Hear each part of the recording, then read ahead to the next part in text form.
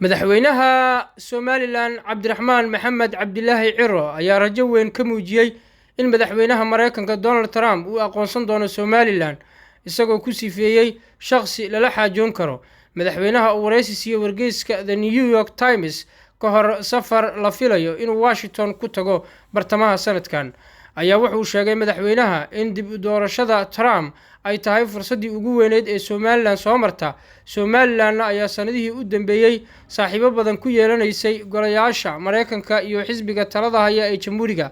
taasoo sahashay in olole lagu doonayo aqoonsigeedu uu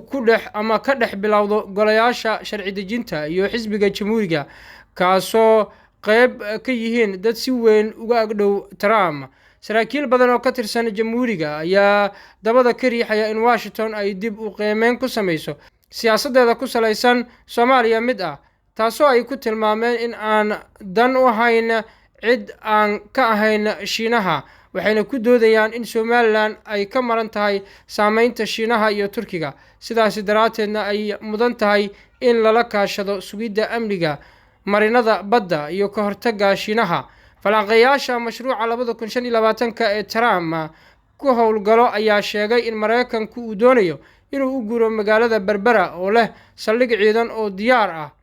kadib saaxiibtinimada sii kordhaysa ee Djibouti ee Soomaaliya ay leeyihiin Shiinaha iyo Djibouti oo diiday in Mareykanku weeraro ka qaado saldhigga wadankeeda. Wasiirka arrimaha dibadda Somaliland Cabdiraxmaan Daahir Bakaal ayaa sheegay in wafdi sare oo ka socda Somaliland ay bisha May gaari doonaan Mareykanka, kadibna uu madaxweyne Ciro u safri doono Washington bisha July, isagoo rajo weyn ka muujiyay in ugu dambeyn ay Somaliland aqoonsi heli doonto.